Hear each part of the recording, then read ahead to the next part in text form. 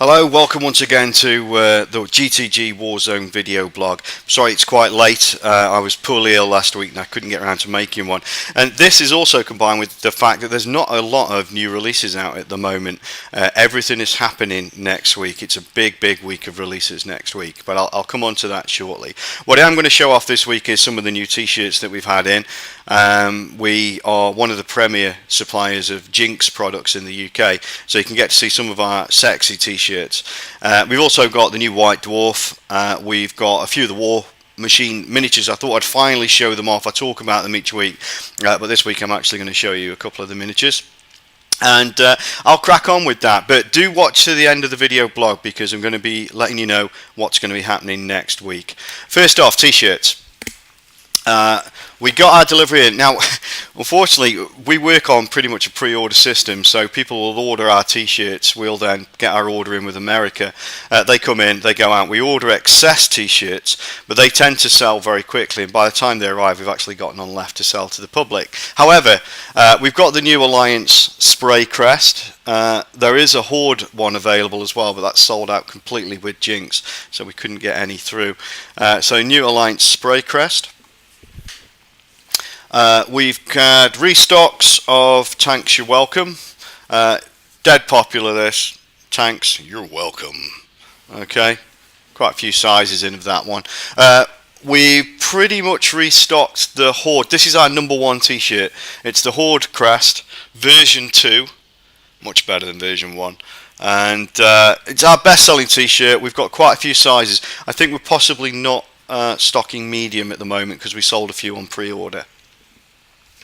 Another restock is one of the crest tees. This is the Paladin crest. I think we've got a full size range of that.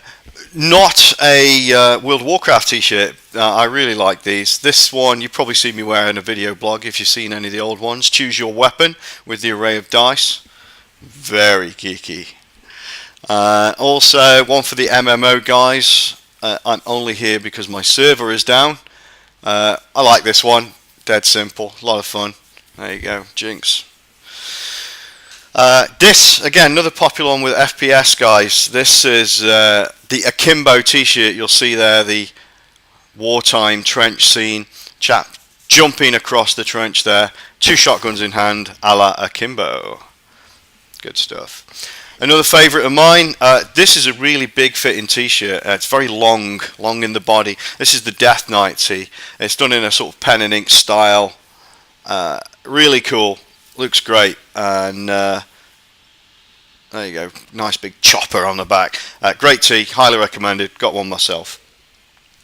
Last but not least, this is the new Legendary t-shirt from Blizz. They do a whole range of the class t-shirts, and then every now and then they'll bring out a legendary version of that class, and this one is the Priest. Very striking, very bold, very priestly. There you go. So they are in stock. I think we've just got large XL and possibly double XL and a few of them as well for the bigger chaps. So there you go, t-shirts in stock this week. There's more than that, of course. If you want to check out a t-shirt, you can go to guys.game.co.uk. I'm not sure that we're 100% updated on there yet, so some may still say pre-order, but we've actually got them in stock. But if you want to just roll onto eBay, we've got a site there. Just see which side. Sometimes eBay is cheaper, sometimes the site is cheaper. It depends on where we were with the dollar at the time. So check it out. Guys That Game, just do a search for that. World of Warcraft t-shirts and you'll see our stuff there. We also do other hoodies. We do wallets, key rings, all that kind of stuff. So they're excellent gifts. So that's the t-shirts. Let me tell you now about, where's it gone? White Dwarf. New White Dwarf is out. As you would expect, next week is going to be the Warhammer Fantasy 8 release, so it's packed with information about that particular system. But there's other things as well. You've got a nice picture of the big dragon from Forge World in there. I had a mooch at that this morning. It is very nice. And just to get an idea of scale, you see a little dwarf figure there? Just there you go. So probably costs about £10,000, so you might want to get your checkbook out. It's also got a little bit about the undead in there, some stuff about battlefields, the usual battle reports, or as I like to call them, advertising blocks.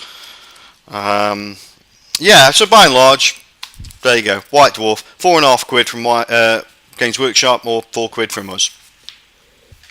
You decide. Next thing, releases for next week. Okay, I said that there isn't a lot going on this week. That is true. But in the coming weeks, it's just all happening, especially next week. Next week, first off, the release, the pre-release of M11, Magic the Gathering's latest core edition. It's going to be big news, and we're hoping to break a few packs before anyone else in the UK if we can. We've got quite a habit of breaking things before anyone else. We may get lucky next week, we may not, but I can guarantee that we will be showing off some boosters next week. We won't be releasing those boosters. You cannot buy them from us before the release date. We will not do that, but we will show them off, so it's going to be worth having a peek. So hopefully Tuesday / Wednesday those will arrive, and we'll be giving you a tickle of what's going to be released on at the pre-release on Saturday. So M11 big release next week. For Warmachine or Privateer Press's Warmachine / Horde system, the Hordes side of this battle are getting new books, a new rulebook, new army books, there's new figures coming out, and it's going to be pretty huge. There's been quite a bit of anticipation, and I go on about this game each week that, you know, Warmachine's coming in, but I haven't got any figures because the delivery hasn't arrived, etc. So I thought I'd show you a couple of figures. These are from Warmachine rather than Hordes. The first one is the Butcher of Kador. Okay, you see this little portly chap. Now the Butcher of Kador is a Warcaster, and these are the focal point of your army. This is a metal figure, and it's got some good weight in it, and I like a bit of weight. So that's the Butcher of Kador. He's your Warcaster. He is the focus of your army. He commands all the units, and he uses a special ability called Focus, which he will apply to other units so they can do special stuff. It's a finite pool, so you've got to use your noggin to know where to put those points. He will be escorted, no doubt, by one of these huge things, these behemoth warjacks they're called.